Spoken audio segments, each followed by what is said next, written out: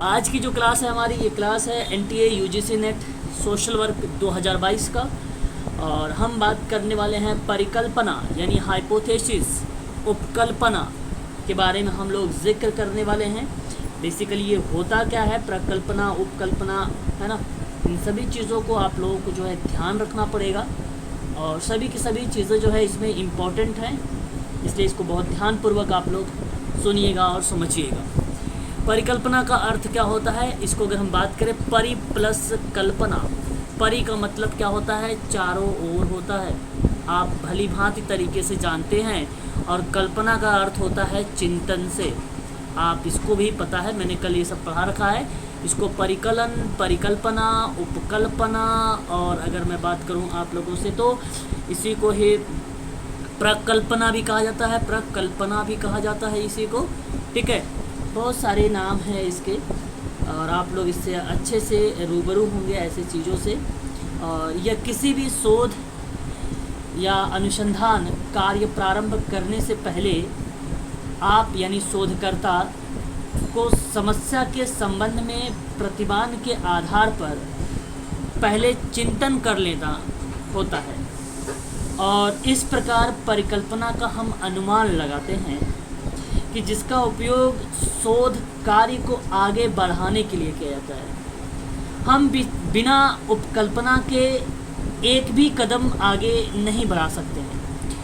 कहने का मतलब है, तर्क के लिए किसी बात की कल्पना करना है आप लोगों को या अनुमान लगाना है तो वह आपका परिकल्पना का कॉन्सेप्ट बनता है। साधारण शब्दों में किसी घटना की व्याख्या करने वाला कोई सुझाव या अलग अलग प्रतीत होने वाला बहुत सी घटनाओं के आपसी संबंध की व्याख्या करने वाला कोई तर्कपूर्ण सुझाव ही प्रकल्पना को बताता है, यानी परिकल्पना को बताता है। तो इस चीज़ को आप ध्यान रखिएगा। आगे बढ़ते हैं इसी क्रम में हम लोग। परिकल्पना साधारण शब्दों में अगर कहा जाए तो शोध की प्रक्रिया में किसी समस्या के संभावित समाधान के रूप में दो या दो से अधिक चर के संबंधों को बतलाते हुए शोधकर्ता जो कथन करता है उसे प्रकल्पना कहता है या उसे प्रकल्पना कहा जाता है। इस चीज़ को आप ध्यान रखिएगा। ये परिभाषा है एक प्रकार से परिकल्पना के साधारण शब्दों में। इन चीज़ों को आप लोग जो है ध्यान में रखिएगा। देखिए, अभी कोई ज्वाइन हो रहा था, श्वेता जी, आप समय पर ज्वाइन हो जाया करें सभी लोग, है ना। तो ये प्रकल्पना चल रही है। प्रकल्पना होता क्या है, तो किसी समस्या का जो संभावित समाधान होता है उसमें दो या दो से अधिक वेरिएबल्स के जो संबंधों को आप बतलाते हैं, तो ऐसे स्टेटमेंट पे आप विचार कर रहे हैं या कल्पना कर रहे हैं तो वो बेसिकली प्रकल्पना का एक पार्ट बन जाता है। इस चीज़ को आप ध्यान रखेंगे। आगे अगर हम बात करते हैं, देखिए परिभाषा वगैरह से भी एग्ज़ाम में प्रश्न पूछा जाता है ना। याद रखिएगा कॉन्सेप्ट के आधार पर, है ना। एग्जैक्ट कोई परिभाषा नहीं पूछी गई है अभी तक प्रकल्पना में कि ये प्रकल्पना की परिभाषा किसने दिया है, परंतु परिभाषा का आधार बनाकर उसके कॉन्सेप्ट बनाकर प्रश्न पूछा गया है। बात करते हैं किसी घटना की व्याख्या करने वाला। अब ध्यान दीजिएगा, किसी घटना की व्याख्या करने वाला आप दो तरीके से सोच सकते हैं। एक तो सेवार्थी किसी घटना का व्याख्या कर सकता है, या तो सेवार्थी के बारे में अगर हम जिक्र करें, है ना। एक मिनट, यदि मैं आपसे बात करूं यहाँ पे, तो किसी घटना की व्याख्या करने वाला सेवार्थी हो सकता है, या तो उसके पेरेंट्स हो सकते हैं, या संरक्षक हो सकते हैं, या अभिभावक हो सकते हैं। तो ये कॉन्सेप्ट आप समझ रहे हैं यहाँ पे, और यही है भी। तो किसी घटना की व्याख्या करने वाला कोई सुझाव या अलग अलग प्रतीत होने वाला बहुत सी घटनाओं के आपसी संबंध की व्याख्या करने वाला कोई तर्कपूर्ण सुझाव ही आपका प्रकल्पना या परिकल्पना का परिभाषा बताता है। तो मनुष्य एक स्वाभाविक रूप से जिज्ञासु प्राणी है। जब हम किसी घटना या तथ्यों का अवलोकन करते हैं तो मन में स्वाभाविक रूप से प्रश्न उठने लगता है कि भाई ऐसा क्यों हुआ, ऐसा क्यों हो रहा है, ऐसा क्यों नहीं होना चाहिए, ऐसा क्यों हो गया, है ना। ऐसे बहुत सारे प्रश्न हमारे मन में उठते हैं। तो जिस घटना या वस्तु का जब आप अवलोकन करते हैं तो उसके बारे में व्याख्या या निरूपण या स्पष्टीकरण करते हैं या तथ्यों का आप मदद लेते हैं, तो ये बेसिकली अवलोकन की जो प्रक्रिया बनती है, तथ्य के आधार पर वो प्रकल्पना बनता है, उसको हाइपोथेसिस कहा जाता है ना। तो अप्रत्यक्ष तथ्यों के बारे में शिक्षित अनुमान को उपकल्पना, परिकल्पना या अभिकल्पना का हम परिभाषा के रूप में इसको हम रिप्रेजेंट कर सकते हैं, है ना। तो ये सिंपल सी बात है, आप लोगों को समझ जाना चाहिए, इस पर कोई ज़रा टफ शब्द नहीं है। अभी मैंने आपको बताया है परिकल्पना के संधि विच्छेद अगर हम करते हैं तो एक तरफ परि निकलता है, दूसरी तरफ कल्पना निकलता है। परि का अर्थ क्या होता है, अराउंडिंग मतलब चारों ओर की बात करता है। कल्पना का अर्थ होता है एक सामान्य अनुमान लगाना, ये एक तर्क लगाना आप कह सकते हो, या आप कह लीजिए चिंतन करना, या आप कह लीजिए कल्पना करना। तो अब हम जब इनको मिलाकर बोलते हैं तो चारों ओर एक सामान्य अनुमान की बात जब करते हैं तो वही परिकल्पना होती है।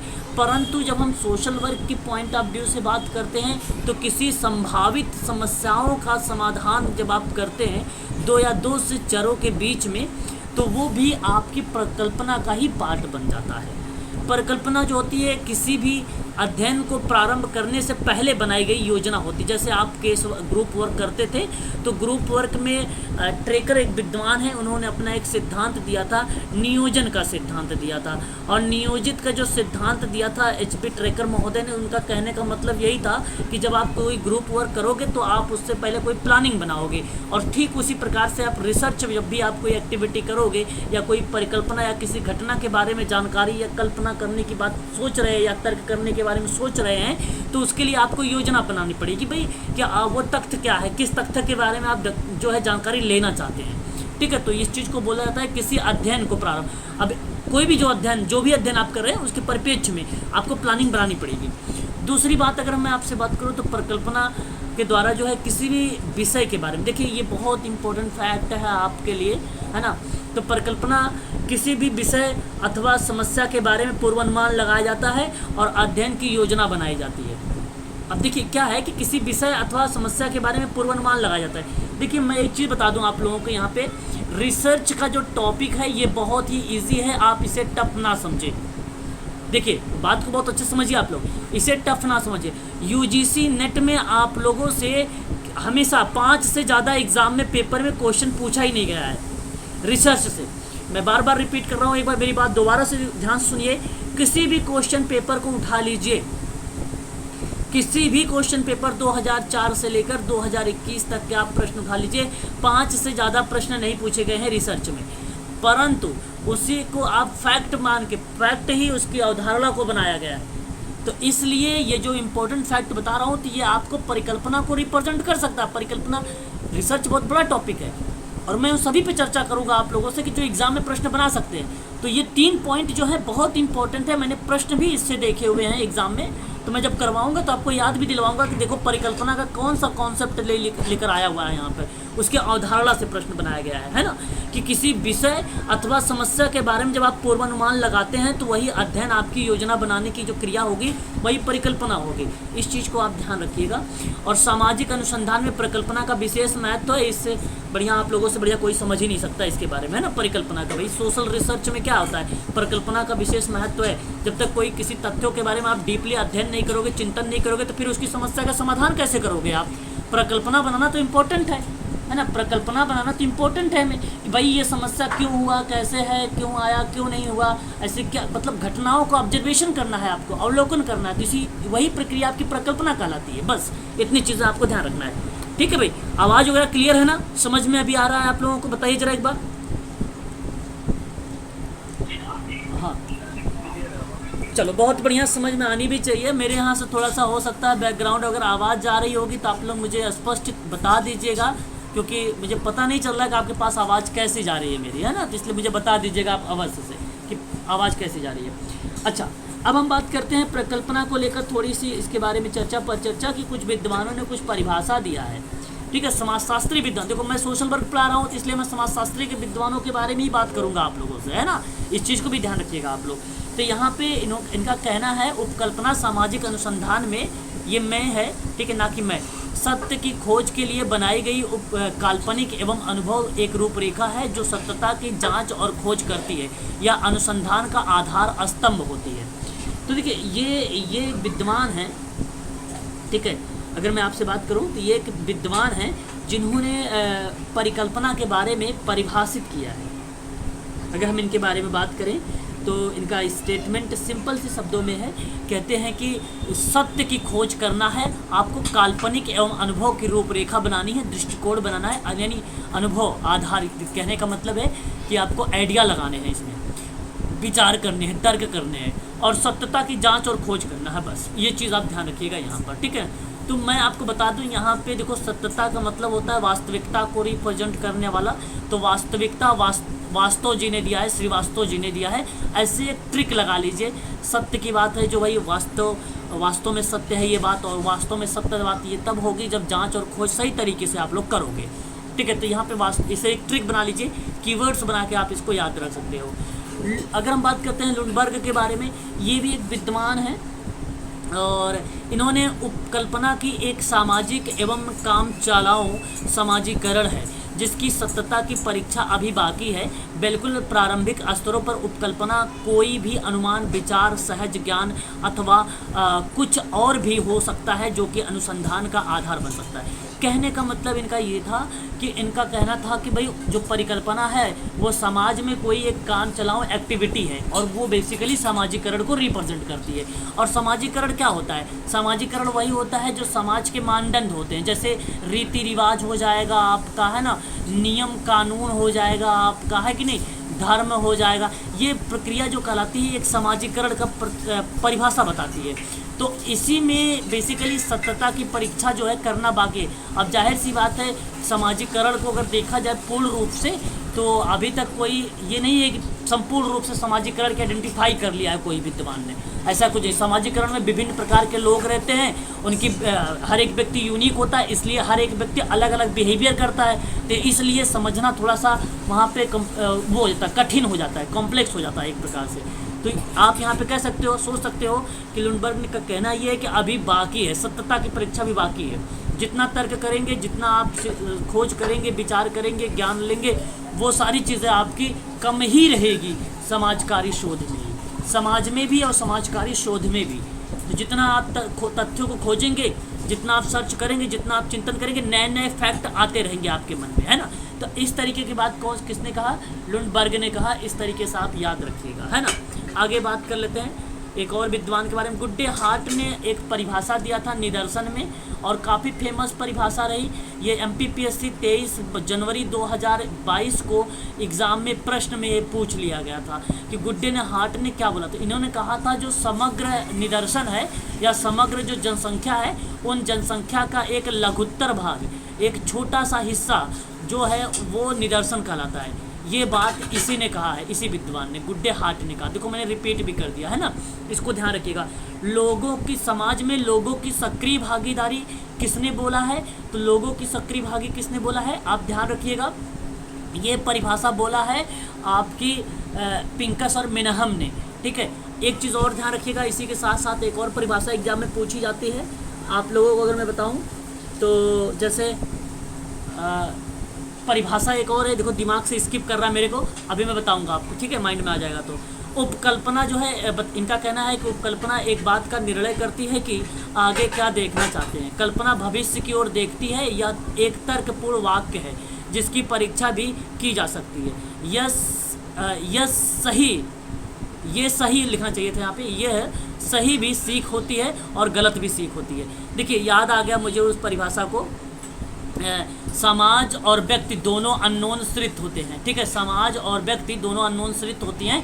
अगर विशेषता के रूप में आएगा तो आप हैमिल्टन का नाम लगाएंगे, यदि आप परिभाषा के रूप में आएगा तो सोशल डायग्नोसिस में मैरी रिचमंड ने दिया है। लेकिन हैमिल्टन को जो है MPPSC मध्य प्रदेश लोक आयोग ने इसको सही माना था, ठीक है, हैमिल्टन को। तो आप हैमिल्टन को ही आप 99% मान के चलिएगा प्राथमिकता देने को लेकर, ठीक है। अगर हैमिल्टन का नाम नहीं आएगा तो मैरी रिचमंड की तरफ आप अग्रसर होइएगा, ठीक है। ये भी परिभाषा है। तो तीन चीज़ें मैंने बताई आपको, ये तीनों याद रखिएगा, एग्जाम के लिए इंपॉर्टेंट है, एग्जाम में क्वेश्चंस रिपीट भी हुए हैं ये सारे। तो इनका कहना ये था गुड्डे हार्ट का। अच्छा एक चीज़ और ध्यान रखिएगा, गुड्डे हार्ट महोदय बहुत ही फेमस विद्वान हैं। इनके बारे में अगर मैं थोड़ा सा आप लोगों से जिक्र करूँ तो इन्होंने बेसिकली बताया था गुड्डे हार्ट ने कि परिकल्पना 3 प्रकार की होती है। परिकल्पना 3 प्रकार की किसने बताया था? तो गुड्डे हार्ट ने ही बताया था। थोड़ा सा इम्पोर्टेंट है, विद्वान है, मैं इसके नाम को बता देता हूँ तीनों का। अगर नोट करना चाहते हो तो नोट कर लीजिए क्योंकि PDF में नहीं मिलेगा। है ना। ठीक है भाई, कुणाल जी, ज्योति, नेहा, समझ में आ रहा है? हाँ सर बताइए। ठीक है, चलो देखो जरा एक बार इसके तीनों नाम आप नोट कर लीजिए। ये एक नाम लिखिए अनुभवाश्रित, क्या लिखेंगे? अनुभवाश्रित। ये एक इन्होंने बताया था हाइपोथेसिस। इसी को साधारण शब्दों में हम लोग अगर बोले ना, यूजीसी के शब्द में मैंने बहुत बताया है आपको, साधारण शब्दों में अगर मैं बोलूँ तो वर्णात्मक बोला जाता है। क्या बोला जाता है? वर्णात्मक परिकल्पना बोला जाता है। ठीक है ना भाई, वर्णात्मक परिकल्पना बोला जाता है। ये गुड्डे हाथ का है। दूसरा लिख लीजिए, दूसरा जो है आदर्श प्रारूपी प्रकल्पना होता है। आदर्श प्रारूपी प्रकल्पना होता है। और इसका दूसरा नाम जो है ना, संबंध, क्या होता है? संबंधात्मक परिकल्पना कह लीजिए, इसका दूसरा नाम होता है। ठीक है भाई, याद रखिएगा। तीसरा इसका गुड्डे हाथ का लिख लीजिए, सैद्धांतिक परिकल्पना बोला जाता है। इसको क्या बोला जाता है? सैद्धांतिक, याद रखिएगा, ये सैद्धांतिक परिकल्पना है। और इसका दूसरा नाम अगर मैं बताऊं आप लोगों से तो कारणात्मक लिख लीजिए। क्या लिख लीजिए? कारणात्मक परिकल्पना लिख लीजिए। ठीक है भाई, तो ये तीन प्रकार का गुड्डे हाट ने प्रकल्पना को भी बताया था। तो गुड्डे हाट से मैंने तीन बातें बताई। एक तो निदर्शन को परिभाषा लेकर बताया, दूसरा मैंने कहा प्रकल्पना के तीन प्रकार बताया है। ये तीनों नाम है जो मैंने आपको बता दिया, वर्णात्मक बता दिया, आदर्श बता दिया, सैद्धांतिक बता दिया। और एक तीसरी बात परिभाषा। यहाँ पर देखिए परिभाषा परिकल्पना में क्या कहते हैं? कहते हैं कि एक बात का वर्णन करती है, वर्णन का मतलब होता है डिस्क्रिप्टिव, एक प्रकार से विस्तृत व्याख्या करने की बात करता है कि आगे क्या देखना चाहते हैं। कल्पना भविष्य की ओर देखती है, बात सत्य है। ये बताइए कितने सभी लोग जानते हैं, इतना सरल शब्द है। कल्पना क्या करती है? भविष्य की ओर देखती, भविष्य की ओर अग्रसर करती है आप लोगों को, है ना, जाने के लिए। और तर्कपूर्ण वाक्य और परिकल्पना, जाहिर सी बात है, तर्कपूर्ण अनुभव है, अनुमान है। तो ये तो है ही है, जिसकी परीक्षा की जा सकती है। ये सही भी हो सकती है, गलत भी हो सकती है। अभी आप प्रकल्पना में देखेंगे भी, एरर्स भी आते हैं, उसके आधार पे पढ़ेंगे आप लोग। तो प्रकल्पना राइट भी हो सकती है, रॉन्ग भी हो सकती है। अब आप समझ जाना, जब कभी राइट और रॉन्ग की बात करने वाला बात है तो राइट रॉन्ग कौन बताता है? गुड, गुड, जो व्यक्ति गुड होता है। तो गुड एंड हॉट, ऐसे आप ट्रिक बना लीजिए। गुड मतलब राइट है तो गुड होगा, रॉन्ग है तो हॉट होगा, यानी हर्ट करेगा, उसको हर्ट कर देगा। हर्ट का मतलब क्या होता है? दुखी हो जाना, तो गलत। तो इस तरीके से आप उसको परिभाषा को पहचान लेंगे। ठीक है, तो ये गुड्डे हाट की परिभाषा हो जाएगी कहाँ पे? प्रकल्पना में। ठीक है, और बाकी परिकल्पना के अलावा रिसर्च वगैरह में नहीं पूछा जाएगा कि आप बताइए रिसर्च की परिभाषा क्या है ना, वो रिप्रेजेंट कर देगी, आपको समझ में आ जाएगा एग्जाम में। ठीक है, चलो आगे बढ़ते हैं। एक स्केटस विद्वान है, इनका अगर बारे में बात करें तो उपकल्पना एक अवस्था के रूप में सत्यम आना कथन है, जिसके आधार पर उस समय तक नवीन सत्य की खोज करने के आधार बनाया जाता है। ठीक है, तो ये भी देखिए परिभाषा, अगर हम तो ये भी परिभाषा जो है स्केटस की उतनी इम्पोर्टेंट नहीं है, परंतु आस्था रूप से सत्यम आना कथन है। कथन का मतलब आपको मालूम है, अभिकथन, निष्कर्ष वगैरह जो होता है वही की बात करता है, और जिसके आधार पर समय पर नवीन सत्य की खोज हो जाती है। अब समय पर नवीन सत्य यानी नया सत्य मिल जाता है, ऐसी बात कहने वाला कौन विद्वान है? स्केटस है, स्केटस है ना, समय पर। तो स्केटस का ट्रिक कैसे लगाएंगे? स्केटिंग वगैरह आप जानते होंगे, स्केटिंग। अब स्केटिंग मतलब क्या होता है? ये तेज़ी से चलता है, स्केटिंग है ना, तेज़ी से चलता है। अब तेज़ी से चलता है तो भाई जाहिर सी बात है, वो तेज़ी से जब कोई भी एक्टिविटी होगी तो यहाँ पे स्केटिंग थोड़ा सा यूनिक पर्सन है। यूनिक पर्सन का मतलब है तेज़ चलेगा भी और जो नवीन सत्य होंगे उसकी खोज भी कर लेगा। ठीक है, तो आप इस तरीके से आप ट्रिक तरीका है, बाकी आप कैसी भी याद कर सकते हैं। मुझे जो समझ में आ रहा है मैं आपको बता रहा हूँ कि इसी तरीके से अगर आप पढ़ें तो बेटर रहेगा, एक कीवर्ड्स को लेकर। तो स्केटिंग आप लिख लीजिए, यहाँ पे स्केटिंग एक जगह, स्केटस का नाम, और फिर नवीन सत्य की खोज करना, बस कीवर्ड्स को पकड़िएगा, उसके बाद टिक लगा के चले आइएगा। परंतु मुझे नहीं लगता कि ये इम्पोर्टेंट है। आगे बात करते हैं। परिकल्पना एक प्रारंभ का विचार भी होता है। ठीक है, ये परिकल्पना बेसिकली क्या होता है? ये परिकल्पना का एक कॉन्सेप्ट है। तो जैसे अगर मैं बात करूं परिकल्पना क्या होता है, कि ये परीक्षण के योग्य होना चाहिए। पहली बात तो ये आपको समझ आना चाहिए कि भाई परीक्षण तो होना ही चाहिए। और इसमें अगर मैं बताऊं तो शोध जो होता है वो सामान्य से विशिष्ट की ओर जाता है। तो परिकल्पना क्या होती है? अब ध्यान रखिएगा आप सभी लोग, सामान्य से विशिष्ट की ओर क्या जाता है? परिकल्पना जाती है। ठीक है, इस चीज़ को आप ध्यान रखिएगा। ठीक है, और फिर अगर हम बात करते हैं तो ये जो है बेसिकली विस्तृत से सीमित की ओर चलेगी, विस्तृत से लेकर सीमित की ओर चलेगी। और ये कहाँ चलता है भाई, ये परिकल्पना चलता है। परिकल्पना कहती है कि शोध प्रश्नों को स्पष्ट उत्तर मिलना चाहिए। प्रकल्पना का नेचर यही है। प्रकल्पना का नेचर क्या है भाई, प्रकल्पना का नेचर यही है कि जो भी प्रश्न है उसका उत्तर जो है स्पष्ट मिलना चाहिए। स्पष्ट का मतलब है शुद्ध मिलना चाहिए, है ना। और ये जो भी आपको जब आप सत्याभाषी और तर्कयुक्त की कोई एक्टिविटी करते हैं तो जाहिर सी बात है परिकल्पना क्या कहती है, परिकल्पना कहती है तर्कयुक्त होना चाहिए और सत्य पर आधारित होना या सत्यभाषी होना चाहिए, या आप ऐसा बोल सकते हो परिकल्पना में।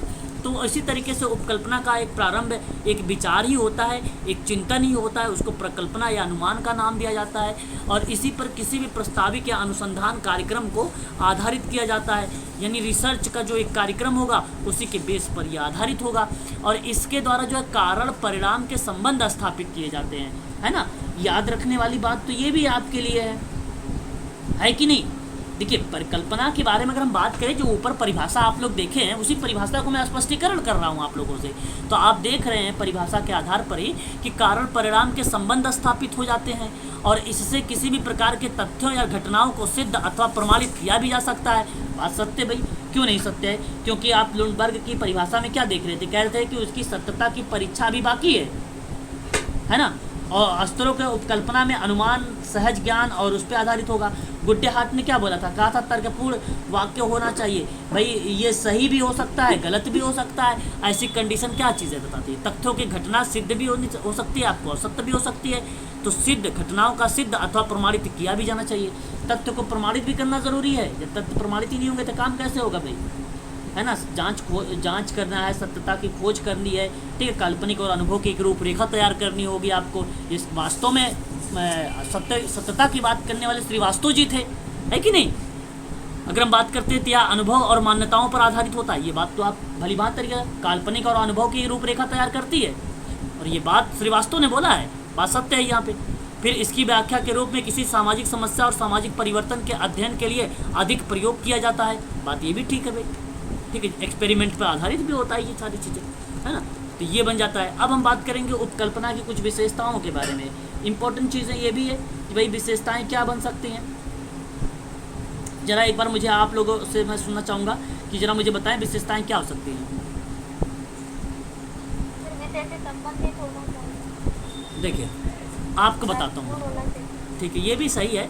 देखिए एग्जैक्ट फैक्ट नहीं मिल पा रहा मुझे। देखिए विशेषता का क्या मतलब होगा, पहले मेरी बात को ध्यान सुनिए। उपकल्पना विशेषता, अब आप जानते हो उपकल्पना की परिभाषा। जब आपको पता है उपकल्पना की परिभाषा कि चारों ओर अथवा कल्पना या चिंतन करना होता है, यानी किसी समस्या से संबंधित समस्त संभावित समाधान पर विचार करने की बात होती है। ये बात आपको अच्छे से मालूम है, मैं बता चुका हूँ अभी भी।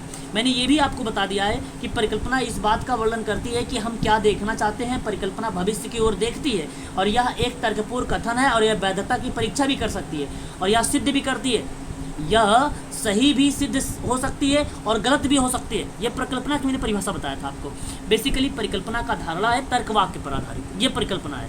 अब परिकल्पना की जब हम विशेषता की बात करेंगे तो सिंपल सी बात है मैडम, परिकल्पना जांचनीय होगी। परिकल्पना की विशेषता यही है कि वो जांच करती है इसलिए वो जांचनीय होगी। परिकल्पना एक अस्पष्ट करती है इसलिए वो अस्पष्टता पर आधारित होगी। परिकल्पना अगर मैं बात करूँ तो परिकल्पना को जो क्षेत्र के मौजूदा जो सिद्धांत होंगे, जो तथ्य होंगे, उससे संबंधित होगा। जिस क्षेत्र में आप काम करेंगे, जो सिद्धांत पर आप काम करेंगे, उससे रिलेटेड होगा ये परिकल्पना। परिकल्पना को किसी ना किसी सिद्धांत और या अनुभव पर आधारित होगा। परिकल्पना के द्वारा जो है अधिक से अधिक सामान्यीकरण भी किया जा सकता है। परिकल्पना को जो है संप्रत्यात्मक रूप से स्पष्ट भी किया जा सकता है, जैसा कि आप यहाँ पे देख रहे हैं। अस्पष्टता, अस्पष्टता का मतलब क्या है, एक अच्छी परिकल्पना की अवधारणा के रूप में स्पष्ट होना चाहिए। वैज्ञानिक पद्धति का कोई भी स्तर को क्यों ना हो, उसमें अस्पष्टता का होना आवश्यक है। फिर भी उपकल्पना वैज्ञानिक पद्धति का प्रथम स्तर है। यदि इसमें किसी भी प्रकार की अस्पष्टता का अभाव हो तो परिकल्पना सही तरीके से सिद्ध साबित नहीं हो पाएगी, ठीक है। तो अस्पष्टता जरूरी है। दूसरी बात, विविधता। विविधता, एक अच्छी उपकल्पना दूसरी उल्लेखनीय विशेषता की होनी चाहिए कि यह सामान्य ना होकर अध्ययन विशेष विषय के किसी एक पहलू के संबंध में हो। मतलब कहने का मतलब नहीं कि परिकल्पना तर्क आप कर रहे हो, खाली पुलाव नहीं बोलते, खाली पुलाव पकाना, तो ये सारी का सिस्टम नहीं करना। किसी तर्क पर सोचिए, किसी समस्या पर आप विचार करें तो उस पर आधारित होना, मतलब किसी विषय पर आप सोचिए। अब मान लीजिए कि कोई समस्या है, ठीक है। अब मान लीजिए दिल्ली में एक उत्तम नगर क्षेत्र है, उत्तम नगर क्षेत्र में मान लीजिए वहाँ पर जो है रेहड़ी वालों के लिए समस्या है भाई, ठीक है, या रेहड़ी वाले के लिए, अगर रेहड़ी वालों की वजह से जो समाज में आने जाने वाले जो व्यक्ति हैं उनको समस्या हो रही है, आने जाने में दिक्कत हो रही है, ऐसा भी आप बोल सकते हो। तो एक समस्या है ये, इन समस्या पर आप विचार करें कि भाई इनको कैसे हटाया जाए। अगर हटा भी दोगे तो भी इनके लिए समस्या होगी, अपने जीवन यापन कैसे चलाएंगे, तो कुछ ना कुछ आपको इसके बारे में विचार करना पड़ेगा। और यही आपकी जो सोच है, जो विषय पर आप विचार कर रहे हैं, ये विशिष्टता बताती है आपकी। यदि हम किसी जी जी जी अच्छा अच्छा सर, विजय सर, हाँ अच्छा सर, अभी हम इस पे बात भी कर लेते हैं, ठीक है ना। थोड़ा सा आप रुक जाइए, क्लास समाप्त, ठीक है ठीक है ठीक है, अभी हमने इस पे भी बात भी करेंगे, ठीक है। अभी क्लास समाप्त हो जाने दीजिए, ठीक है ना, तब तक आप इसको ध्यान सुन लीजिए। यदि हम किसी विषय के सभी पक्षों का वैज्ञानिक अध्ययन करने के चक्कर में पड़ जाएं तो निष्कर्ष पर पहुंचना संभव नहीं होगा। इसके साथ साथ उपकल्पना में विशिष्टता का अभाव भी होता है, तो उसकी सत्यता की जांच करना भी कठिन हो जाती है। और जिस उपकल्पना की जांच नहीं की जा सकती वह वैज्ञानिक अध्ययन के लिए बेकार है। तो जाहिर सी बात है, जब आप किसी कार्यक्रम पे तर्क ही नहीं करेंगे, सोचेंगे ही नहीं, विचार ही नहीं करेंगे, तो जाहिर सी बात है उसमें विशिष्टता तो आएगी ही नहीं।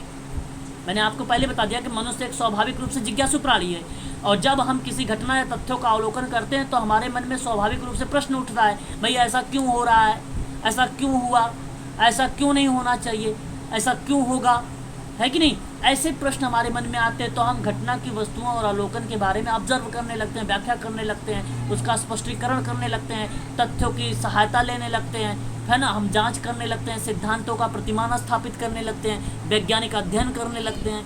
ये सारी क्रियाएं जो है विशिष्टता को रिप्रेजेंट करने लगती है, ठीक है। तो ये सिंपल सी बातें हैं, आप लोगों को इसको समझ में आना चाहिए, बहुत ही सरल चीज़ें हैं। नेक्स्ट बात करते हैं प्रयोग का सिद्धांत या प्रयोग सिद्धता की बात करें। एक अच्छी उपकल्पना को तृतीय उल्लेखनीय विशेषता बताई गई है। देखिए तीसरे नंबर की है प्रयोग सिद्धता पर। देखिए प्रश्न एग्जाम में आप लोगों से इसके अंदर नहीं ये प्रश्न पूछा जाएगा क्या है क्या नहीं है। प्रश्न आपसे पूछेगा निम्नलिखित में से कौन सा सिद्धांत है, कौन सा सिद्धांत नहीं है, वो आपके तर्क पर आधारित होगा, ठीक है। अपने तर्क से आपको एग्जाम में देना पड़ेगा, ठीक है। सारी चीज़ें आपको जैसे ही लिखा हुआ ऐसे ही थोड़ी ना मिलेगा। एग्ज़ाम में आप सोचो कि आप ये वाला मिल जाएगी, आदर्श को प्रस्तुत का प्रयास नहीं करना चाहिए, ये कौन सा सिद्धांत का है, इतना डीप में नहीं जाता है कभी भी। यूजीसी आपसे कहेगा कि आप बताइए उपकल्पना की विशेषता निम्नलिखित में से कौन सी है, कौन सी नहीं है, ऐसा आपको रिप्रेजेंट करेगा, ठीक है, ऐसे प्रश्न बनाएगा। तो एक अच्छी उपकल्पना की तृतीय जो है उल्लेखनीय विशेषता प्रयोग जो सिद्धता पर आधारित है। और इस विशेषता से में अगर देखा जाए हमारा तात्पर्य यह नहीं है कि उपकल्पना में किसी आदर्श को प्रस्तुत करने का प्रयास ही ना किया जाए, बल्कि इसका संबंध ऐसे विचार से होना चाहिए कि जिसकी सत्यता की जांच और वास्तविक तथ्यों और वास्तविक प्रयोग के आधार पर किया जा सके। तो सिंपल सी बात है, प्रयोग का मतलब क्या हुआ, प्रयोग करना चाहिए भाई सत्यता की जांच करने के लिए, है ना। ये पहली बात कीवर्ड्स है। फिर उसके बाद तथ्य, वास्तविक जो तथ्य हैं, जिस चीज़ों में वास्तविकता होती है वही प्रश्न पूछा जाता है। आप बताइए इस प्रश्न में क्या वास्तविकता है, कि ये प्रश्न बना दे वास्तविक तथ्यों और वास्तविक तथ्य प्रयोग और सत्यता की जांच निम्नलिखित में से कौन सा विशेषता को बताता है या कौन से सिद्ध को बताता है, ऐसा तो प्रश्न बनेगा ही नहीं। प्रश्न सिंपल से बनेगा कि निम्नलिखित में से उपकल्पना की विशेषता बताइए। तो आपको ध्यान रखना होगा, हो सकता है यही ऑप्शन में लिख दे सत्यता की जांच वास्तविक तथ्य वास्तविक प्रयोग के आधार पर किया जाता है, तो जाहिर सी बात है ये उसकी विशेषता बन जाएगी। सिंपल सी बात है ना। तो इन सारी चीज़ों को आप ध्यान रखें। बात करते हैं जो है उपलब्ध प्रविधियों का संबंध। अब देखिए प्रविधियां नहीं होंगी तो काम कैसे होगा भाई, जाहिर सी बात है। सोशल वर्कर हो आप लोग, बिना सोशल वर्क के मेथड, सोशल वर्क के टेक्निक, सोशल वर्क के टूल्स, सोशल वर्क के प्रिंसिपल अगर होंगे ही नहीं तो आप सोशल वर्क अच्छे तरीके से कर ही नहीं पाएंगे। सोशल वर्क इन्हीं सिस्टम से किया जाता है, वैज्ञानिक विधि से किया जाता है ना, कुछ ज्ञान से किया जाता है, कौशल पर आधारित होता है, वैज्ञानिक तरीके से किया जाता है, क्रमबद्धता से किया जाता है ना। शिक्षण प्रशिक्षण तकनीकी लगाई जाती है उसमें, व्यावसायिक संगठनों का प्रयोग किया जाता है उसमें, है कि नहीं। ये होती है सोशल वर्क में। तो उपलब्ध प्रविधियों का भी प्रयोग करेंगे आप रिसर्च में भी, ठीक है। तो एक श्रेष्ठ और उपयोगी उपकल्पना का उल्लेखनीय विशेषता यह है कि उसकी सत्यता परीक्षण उपलब्ध प्रविधियों के द्वारा हो सके। वास्तव में अगर मैं बात करूं गुड्डे हार्ट के बारे में, गुड्डे हार्ट बहुत ही फेमस पर्सन है भाई, याद रखिएगा आप सभी लोग रिसर्च में, ठीक है। और अगर मैं बात करूं आपसे तो इसने कहा कि सिद्धांत एवं पद्धति एक दूसरे के विरोधी नहीं है। जो सिद्धांत का यह नहीं जानता कि उसकी उपकल्पना की जांच के हित में कौन कौन सी प्रविधियां उपलब्ध होंगी, यह उपयोगी प्रश्नों के निर्माण में असफल रहता है। ठीक है, ऐसी बात कहने वाला अगर कोई विद्वान है सोशल वर्क पे, अगर मैं बात करूँ रिसर्च में, तो ये बात करता है गुड्डे हार्ट में। ठीक है, तो अगर हम बात करें सोशल रिसर्च टेक्निक के बारे में, ठीक है, तो यहाँ पर आप सभी लोग ध्यान रखिएगा सोशल रिसर्च की टेक्निक भी होती है। कितने लोग जानते हो सोशल रिसर्च की टेक्निक? बताएं जरा एक बार आप लोग। टेक्निक इंटरव्यू है, टेक्निक इंटरव्यू अवलोकन है। अच्छा जी, प्राथमिक और द्वितीय दो प्रकार की टेक्निक होती है। देखिए okay okay okay okay okay, चलिए कोई नहीं, आप लोगों ने हाँ बताएं। ओके ओके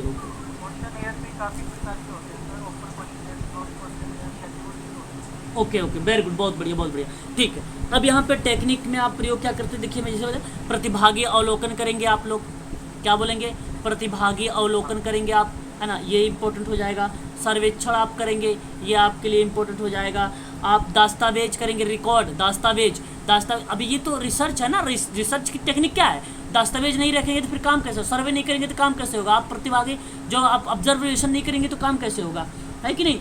और आपका विश्लेषण करना, एनालिसिस, डेटा कलेक्शन भी एक टेक्निक है, डेटा कनेक्शन भी, और फिर उसके बाद एनालिसिस करना, विश्लेषण करना, ये भी आपकी टेक्निक बन जाएगी। फाइनेंस, अगर मैं बात करूँ एक्सपेरिमेंट या प्रयोग, या अगर मैं आपसे बात करूँ फाइनेंस, आर्थिक की कंडीशन को लेकर, रिसोर्सेज को लेकर, वो भी रिप्रेजेंट होने लगती है टेक्निक में। ठीक है, तो ये आपको ध्यान रखना होगा कि ये बेसिकली सोशल रिसर्च की टेक्निक के माध्यम से हम इसको जानते हैं। ये सारी की सारी टेक्निकें कहलाती हैं, सोशल रिसर्च की टेक्निक कहलाती है, याद रखिएगा। आगे बढ़िए। ऐसी स्थिति में उपलब्ध और विधियों के पहुंच के भीतर उपकल्पनाओं का निर्माण करना भी चाहिए, लेकिन हमें इसका तात्पर्य यह भी नहीं लेना चाहिए कि उपकल्पना का निर्माण उसके प्रविधियों द्वारा सीमित होता है। अब जाहिर सी बात, हाइपोथेसिस जो है नियोजन की प्रक्रिया होती है, अनुमान की प्रक्रिया होती है कि नहीं, तर्क की प्रक्रिया होती है, चिंतन की होती है। इसका मतलब ये थोड़ी होता है कि ये सीमित ही विधि होगी, हो सकता अलग, मैंने इतना 5-6 विधि बताया, इसका मतलब यही नहीं होगी। उसके परिस्थितियाँ क्या बताती है ना, परिस्थितियाँ क्या बताती हैं, परिस्थितियों के आधार पे और सारी टेक्निक लग सकती हैं, है ना, ये चीज़ आप ध्यान रखिएगा। बल्कि इसका तात्पर्य केवल इतना ही है कि इस प्रकार की उपकल्पना का निर्माण किया जाए कि वह अनुसंधान एक सामाजिक आधार बन जाए, बस। तो सामाजिक आधार बन जाए तो इसका मतलब सिचुएशन जैसी रहेगी उसके आधार पर वैसी टेक्निक लगेगी। इस चीज़ को आप ध्यान रखिएगा, ठीक है। सिद्धांत के समूह के आधार पर, अब जाहिर सी बात है प्रिंसिपल, बिना प्रिंसिपल का काम ही नहीं होता सोशल वर्क में। तो भाई, तो एक अच्छी उपयोगी उपकल्पना के अंतिम उल्लेखनीय विशेषता यह है कि सिद्धांत समूह से संबंधित होना चाहिए।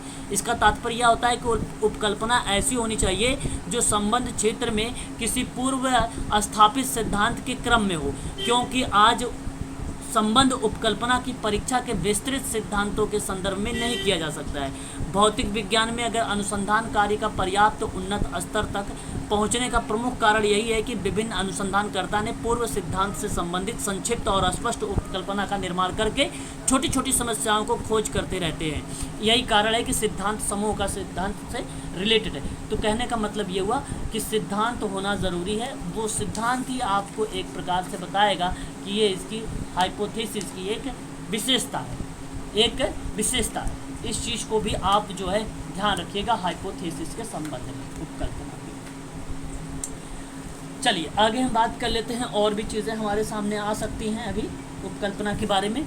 चलिए उपकल्पना के, अब देखिए यहाँ पर ध्यान रखिएगा, उपकल्पना के जो है चरों की संख्या जो होती है, ध्यान रखिएगा परिकल्पना के प्रकार पे आधार पे अगर हम डिवाइड करें तो बेसिकली समाजशास्त्रियों ने, मनोवैज्ञानिकों ने जो है इसको बताया है दो ही टाइप के, एक साधारण परिकल्पना बताया था, एक जटिल परिकल्पना बताया था, ठीक है।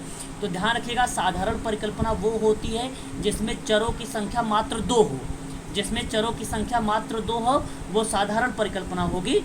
साधारण में एक एग्जाम्पल देता हूँ, समझिए। जैसे मैंने कहा कि बच्चों के सीखने में पुरस्कार का सकारात्मक प्रभाव पड़ता है, तो यहाँ सीखना और पुरस्कार 2 चर है, बस इतनी बात। अगर मान लीजिए कोई बच्चा है छोटा सा, एक छोटा सा बच्चा है और मान लीजिए किसी कार्य को आप सिखा रहे हैं और वो मंद गति से कर रहा है, तो आप जैसे ही उसे पुरस्कार देते हैं, अभी बच्चा है, बच्चा क्या है, बच्चा यहाँ पे वेरिएबल है और दूसरा वेरिएबल क्या है, एक पुरस्कार है। जैसे ही आप पुरस्कार देते हैं तो पुरस्कार देते ही ये मंद गति वाला बच्चा जो कर रहा था कार्य, अब वो तीव्र गति से करेगा। क्यों? क्योंकि उसे और रिवॉर्ड चाहिए।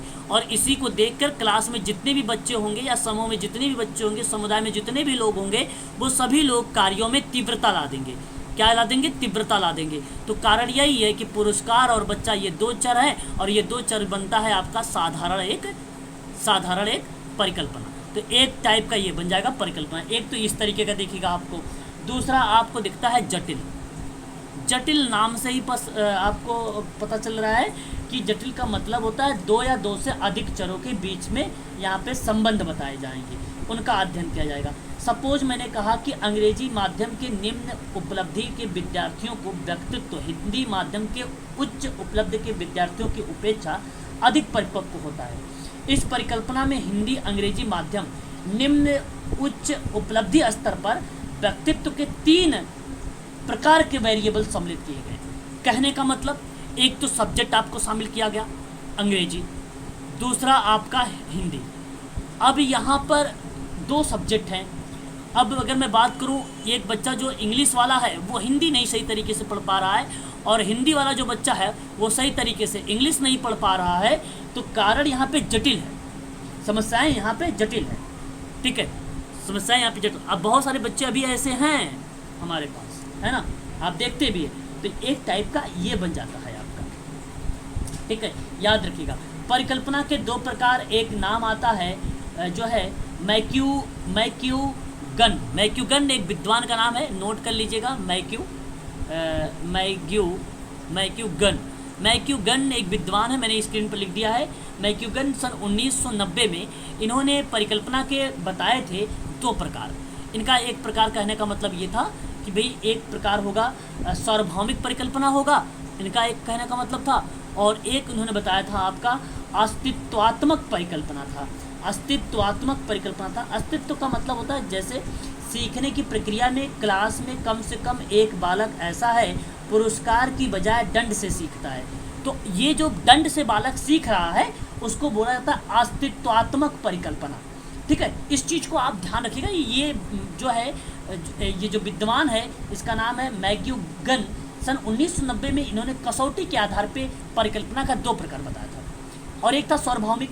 सार्वभौमिक में अगर मैं आपसे बात करूं तो यहाँ पे परिकल्पना का जो स्वरूप है वो निहित चरों के सभी स्तर के मानों के बीच के संबंध को हर परिस्थिति में हर समय बनाए रखने की बात करता है।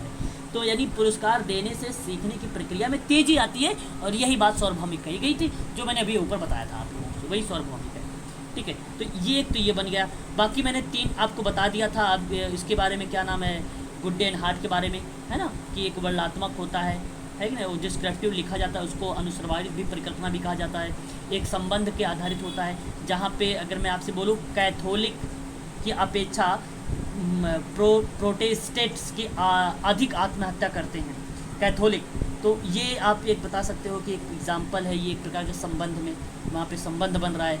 विवाहितों की अपेक्षा अविवाहित अधिक आत्महत्या कर रहे हैं।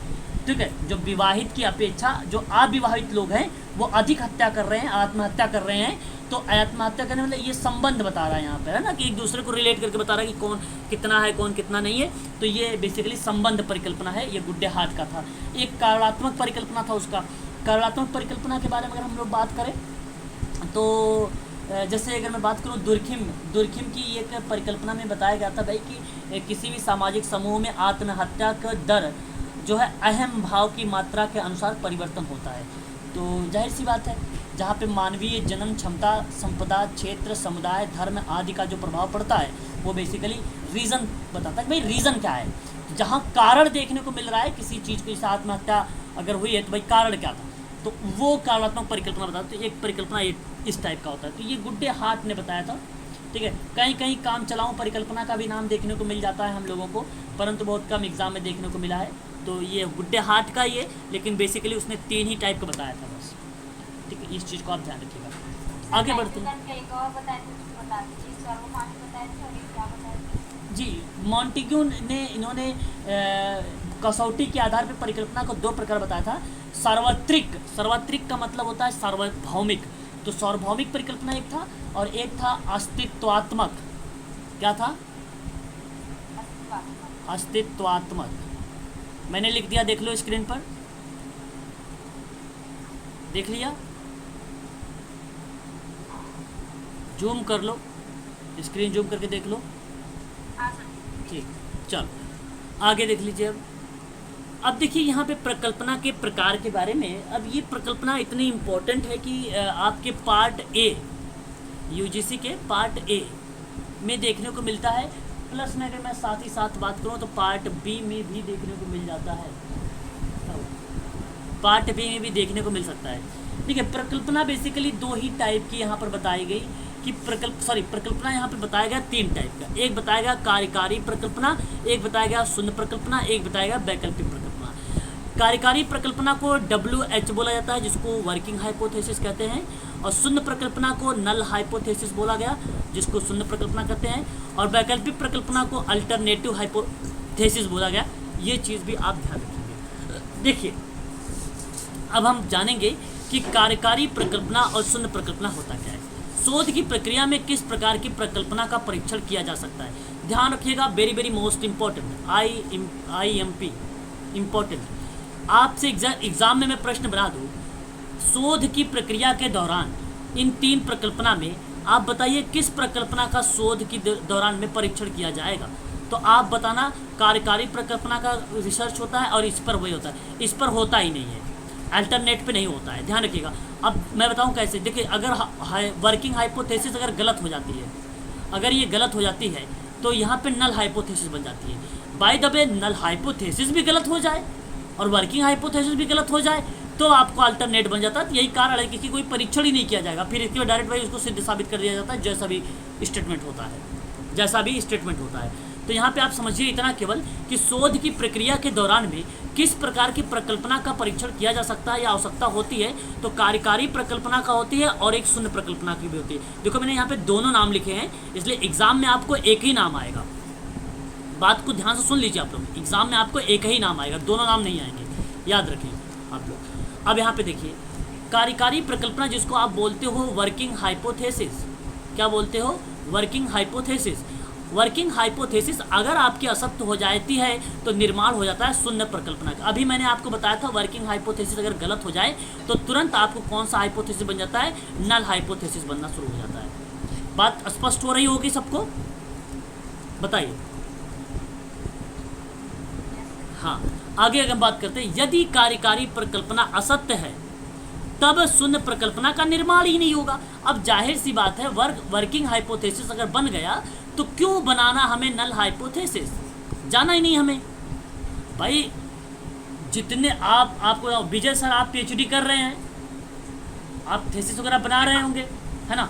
ऐसी कंडीशन पर आप, हाँ, यहाँ पर इस चीज़ों को ध्यान रखने वाली बात है आप सबके लिए कि जब भी आप किसी चीज़ पे शोध की प्रक्रिया आप करेंगे, ऐसे दौरान पे यदि कोई आप किसी पर आप रिसर्च या थीसिस बना रहे हैं जिस पे आपका गोल है, जो आपने लिया है, आप अगर उसको सत्य पहले वाले स्टेटमेंट से कर दिया, अगर ये सत्य, तो नल आपका बनेगा ही नहीं। इस चीज़ को ध्यान रखिएगा, वरना नल हाइपोथेसिस बनेगी आपकी, आपको नल हाइपोथेसिस बनाना पड़ेगा। याद रखें, अगर जैसे मैंने आप कैसे, सपोज मैंने कहा कि भाई बियर पीने से सेहत या स्वस्थ अच्छा होता है, क्या ये बात सत्य है? अब देखिए, ऐसे में रिसर्च की बात अगर मैं बात करूं आप लोगों से, वर्किंग हाइपोथेसिस है। यहाँ पर मैं बताऊं आपको ये चीज़ें जो गलत स्टेटमेंट दिखा रही है, तो ये वर्किंग हाइपोथेसिस का रिप्रेजेंट करेगा ही नहीं, ये नल हाइपोथेसिस में चला जाएगा आपका। किसी अच्छी प्रोडक्ट के बारे में बात कर रहे हो अगर आप, तो वो वर्किंग हाइपोथेसिस बताता, भाई दूध पीने से स्वस्थ शरीर होती, भाई ये बात सत्य है, तो वर्किंग हाइपोथेसिस काम करिए ना, क्या दिक्कत हो रही है? आप उसी पे काम करिए, दूध पीने से शरीर स्वस्थ होता है। अब जाहिर सी बात है, यही सारी चीज़ों पर हमें काम करना होता है। बट अभी और आगे पढ़ेंगे तो और अच्छे समझ में आएगा, ध्यान दीजिए। कार्यकारी प्रकल्पना असत्य हो जाए और शून्य प्रकल्पना भी असत्य हो जाए तब निर्माण हो जाएगा अल्टरनेट का। परंतु ध्यान रखेगा, शोध के दौरान में इसका अध्ययन नहीं किया जाता, इसकी जांच नहीं की जाती, इसका परीक्षण नहीं किया जाता। शोध के प्रक्रिया के दौरान परीक्षण नहीं होता, टेस्ट नहीं होता है, अध्ययन नहीं होता है, स्टडी नहीं की जाती है इसकी। ठीक है भाई, इस चीज़ को आप ध्यान रखिएगा। इंपॉर्टेंट टॉपिक हैं ये सारे के सारे, एग्जाम में प्रश्न बनाए जाते हैं इनसे, है ना। आगे बात करते हैं। देखिए यहाँ पर देखिए सिंबल के साथ कार्यकारी, ये परिकल्पना यहाँ पे हाइपोथेसिस कर लीजिए। और ये हाइपोथेसिस अगर असत्य है, अगर ये असत्य है तो ये सत्य होगी, यहाँ पे जाना पड़ेगा।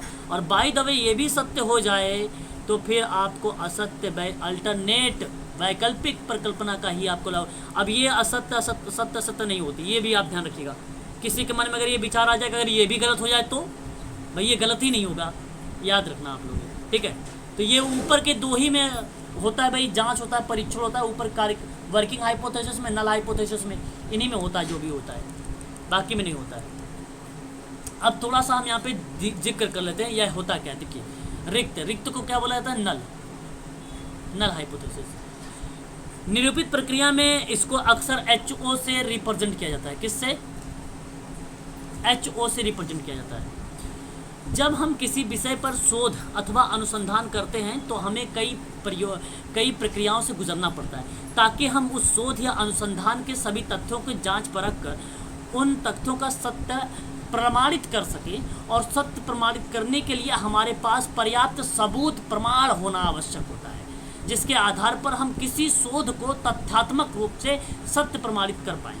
किंतु कम सबूत और कम प्रमाण के आधार पर हम किसी विषय पर अपने विचार व्यक्त करके काल्पनिक तथ्यों की शामिल करते हैं तो यह शोध से संबंधित परिकल्पना कहलाती है। तो आप यहाँ पे देख लीजिए, जब भी आपके पास कोई आपने रिसर्च किया या हाइपोथेसिस या थेसिस बना रहे हैं, ऐसी कंडीशन पे आपके पास तथ्य कम मिलते हैं तो आप क्या करना शुरू कर देते हैं, आप सबूत कम मिले, प्रमाण आपको कम मिला तो आप ऐसी कंडीशन पे आप अपने अनुभव, अपने तर्क, अपने विचारों को वहाँ पे रखना शुरू कर देते हैं।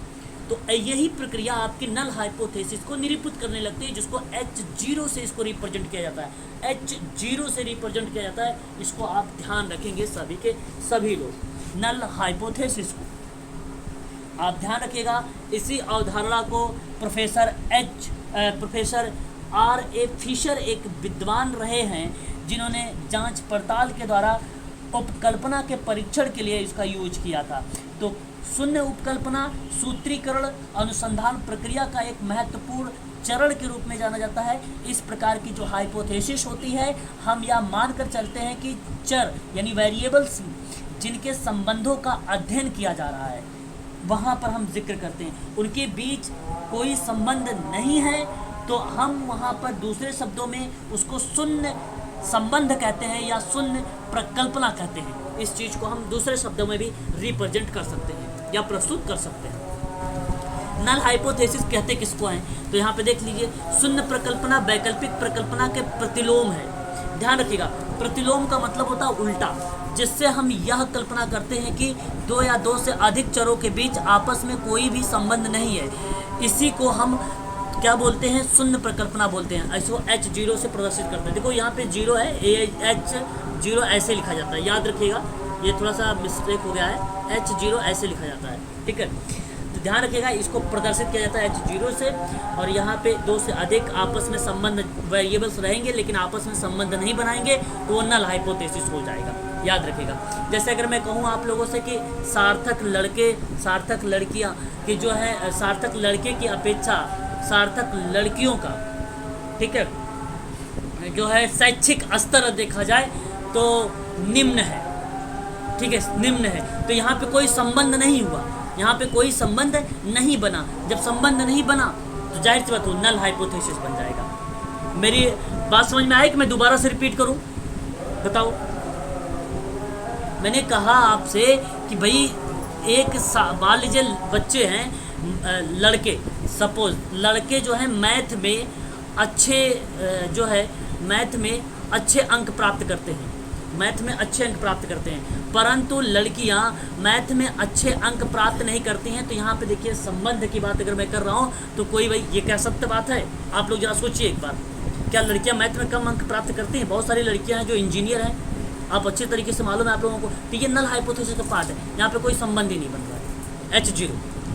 H0 वेरिएबल्स का। किसी भी शोध के दौरान उस शोध में 2 या 2 से अधिक चरों से हम पहले यह खोजने की कोशिश करते हैं कि उसका आपस में यदि कोई संबंध है तो वह किस किस प्रकार का है। अतः हम अपनी खोज द्वारा उसके परिणाम तक पहुंचते हैं और साथ ही साथ हम उस शोध में शामिल 2 या 2 से अधिक चरों के बीच हम उस कल्पना या यह कल्पना करते हैं कि उसमें आपस में कोई संबंध तो नहीं है। और प्रत्येक चर अपने आप में स्वतंत्र होता है, ये बात आप भलीभांति तरीके से जानते हैं। जब हम इन सभी वेरिएबल्स को अलग अलग पहलुओं की खोज करने लगते हैं तो इसका परिणाम हम रिजल्ट तक पहुंचते हैं और हम इन दोनों परिकल्पनाओं के आधार पर अपनी खोज को पूरा करते हैं। इसलिए यह दोनों परिकल्पनाओं शोध के लिए वेरी वेरी मोस्ट इम्पोर्टेंट है। इस चीज़ को आप लोग भी ध्यान रखेंगे। तो ये बेसिकली कॉन्सेप्ट है, इसको आप देख लेना, थोड़ा सा शून्य परिकल्पना के बारे में पढ़ लेना, ठीक है। और यहाँ पे अगर आगे बात करते हैं, शून्य परिकल्पना बेसिकली यहाँ पे 2 टाइप में डिवाइड कर दी गई। एक टाइप 1 एरर्स होता है, एक टाइप 2 एरर्स होता है। अब बात को यहाँ पे समझिए, जब शून्य परिकल्पना सत्य हो और उसे हम असत्य स्वीकार कर लें तो इस चीज़ को आप ध्यान रखिएगा, वह कहलाती है शून्य परिकल्पना का टाइप 1 एरर। Type 1 error. अब यहाँ पे देखिए टाइप 2 एरर्स क्या होता है। किसी खराब प्रोडक्ट को रिसर्च में अच्छी क्वालिटी बता दिया जाए, किसी खराब प्रोडक्ट को रिसर्च में अच्छी चीज़ें बता दी जाए। कहने का मतलब यही है कि बियर पीने से स्वास्थ्य जो होता है खराब होता है और उसको बता दिया गया अच्छा, तो जाहिर सी बात है वो नल हाइपोथेसिस हो गया। बात समझ आएगी नहीं? जब नल हाइपोथेसिस असत्य हो जाती है तो वहाँ पर ध्यान दीजिएगा, जब नल हाइपोथेसिस असत्य हो तो उसे सत्य स्वीकार कर लिया जाता है, तो उसको कहा जाता है टाइप 2 एरर्स। उसको क्या बोला जाता है? टाइप 2 एरर्स बोला जाता है। इस चीज़ को ध्यान रखिएगा। और यहाँ पर ध्यान रखिएगा कि यह जब सत्य है परंतु असत्य एक्सेप्ट कर लिया जाए तो वह क्या हो जाता है? टाइप 1 एरर्स होता है। वो सत्य है, सत्य ये है कि दूध पीने से शरीर स्वस्थ होती है और ये एक्सेप्ट कर लिया आप लोगों ने कि दूध पीने से शरीर जो अस्वस्थ होती है। आपने उसको एक्सेप्ट कर लिया, मान लिया कि भाई नहीं दूध पीने से शरीर स्वस्थ नहीं होती है, ऐसा आपने मान लिया अपने रिसर्च में, तो जाहिर सी बात है वो गलत हो जाएगा आपका, ये टाइप 1 एरर्स हो जाएगा आपका। ठीक है, ये सारी चीज़ें हैं, ये आपको ध्यान रखने वाली बातें हैं। एक एक चीज़ें यहाँ पर पूछा जा सकता है एग्जाम में। ठीक है, मैं सोच रहा हूँ कि आज के लिए इतना ही रखें, ठीक है ना, कल यहीं से आगे स्टार्ट कर देंगे, ठीक है ना। ठीक है, नहीं तो ज़्यादा हो जाएगा, आप कंफ्यूज हो जाएंगे, मज़ा ही नहीं आएगा, क्योंकि यहाँ से कुछ प्रश्न आने वाले होते हैं टाइप 1 से, टाइप 2 एरर से। मैं उसके बारे में जिक्र करूँगा कल और अच्छे से भी आप लोगों से, ठीक है ना।